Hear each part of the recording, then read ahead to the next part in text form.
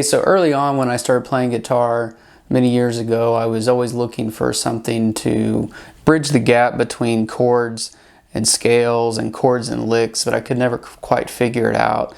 And then one day I started stumbling upon scale fragments, pieces of the scale that I could use that I didn't have to learn the whole scale, and I thought, oh, this is really cool. This gives me an avenue to get somewhere. I'm going to show you guys today this little trick that I learned years ago, and it's going to allow you to move up and down the neck with one easy shape.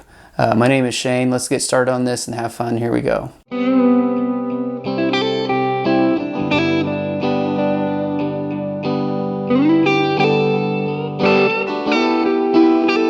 Okay, so what I'm talking about is actually a chord connector or a scale shape that allows you to play this in a major key, because there are lots of avenues and ways to play over minor keys, but it seems like a lot of times whenever we get to a major key, we kind of get stuck. We don't know where to go. So what I'm going to show you is this really cool thing that I learned a long time ago, like I said, that really helped me break out of normal patterns, normal positions, and it just gave me another way to play. When I'm playing on the chords, I can quickly move to this little box shape, and it is like a really cool connector to get there. So I'm going to show you guys how to do that. We're going to play this over the key of G. So what we're going to play is just a really cool 1-6-5-4 progression. I'm going to show you guys that. Okay, so we're playing this over key of G. So something that hopefully a lot of you know is this basic bar chord position like this. This would be a G bar chord. And a lot of you might not know this, but the G major pentatonic scale is going to be right here.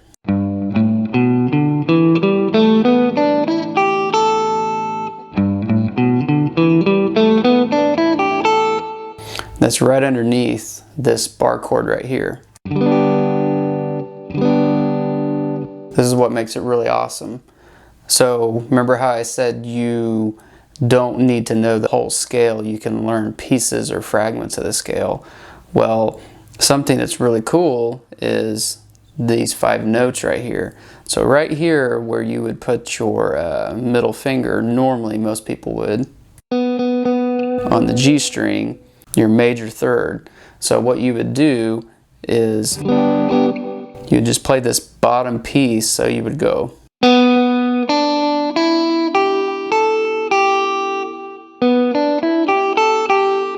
Okay, so what you're playing here is B, D, E, G, and A. So you're just playing those 5 notes. But here's what the cool part of this. So let's say you're vamping on a G chord.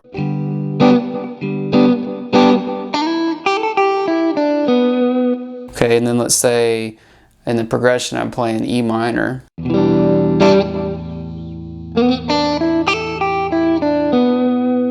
And then I would go to a D. And then C.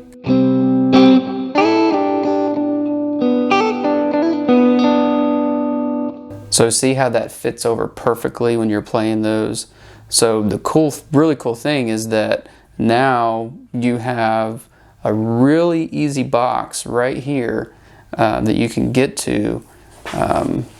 It's right underneath your fingertips. So anytime you form this type of chord, it's right here. And that comes out of the big scale. So you guys can play the whole scale, but what I'm trying to do is give you some cool options to play something a little bit simpler.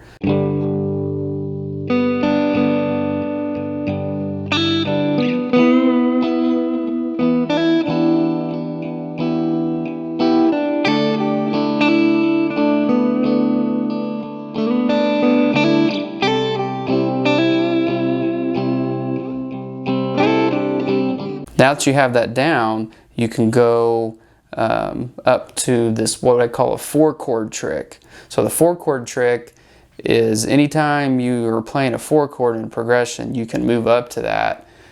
And 95% 9% of the time, those chords that you're playing are going to sound good over a 4 chords scale position. So what I mean by that is you've got the G chord, right? This is the 1 chord. If you go up to the 4 chord, that's going to be right here. That's going to be C, because here's the root, right? Well, check this out. Look at this. Here's this shape again, right underneath the C chord.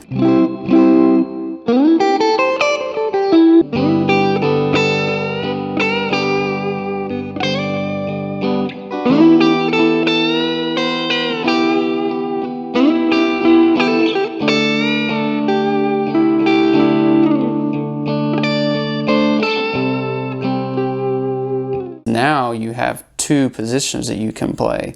G chord, your 1.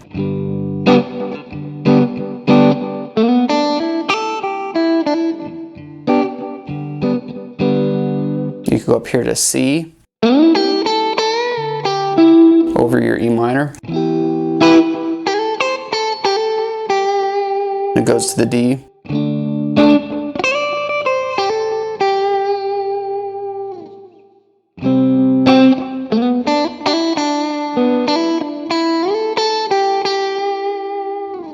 So interchangeably you can move these when you're playing your chords. When you're playing in this first position, there is no C chord, there's no C note. So if you go up here to this position and play for the 4 chord, there is a C note right here. So when you're hitting this,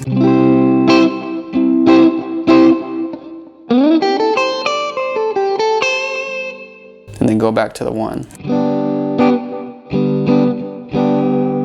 Okay, so those are the first 2 positions. Same box. Well, here's what makes it really cool. Let's go ahead and move this all the way up to the 2nd octave. So we've got the 1st octave here, right? This is G. Let's go all the way up here to the 15th fret. Instead of the 3rd fret, we're going to go all the way up here. So now we've got the same bar chord, a little bit harder to play. But now we have this position we can use.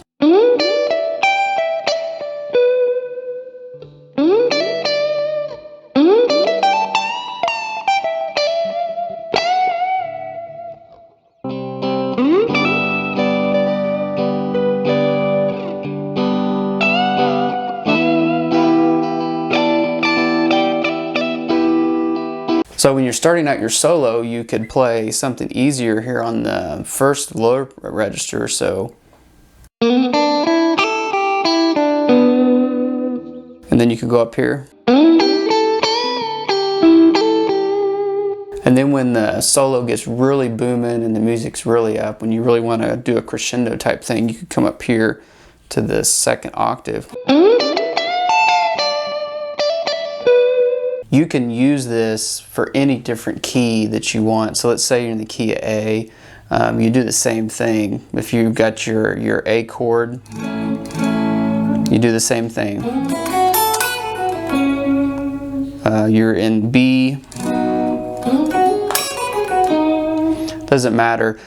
Once you figure out and you understand that, go back here to G to not make it too confusing. Once you figure out and understand that your G chord is here on your bar chord, where this finger lies, here's your notes, these 5 notes.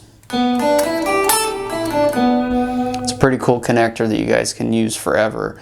Once you learn it, you'll never forget it. Work on that, practice it, add these different positions as you play, and I think you guys are really going to get a lot of good mileage out of this, and it's going to be very helpful. Until next time, if you guys haven't already liked and subscribed to the channel, I really would appreciate it. Check out some other videos I've done here. You guys have a great day, and we'll see you next time. Bye-bye.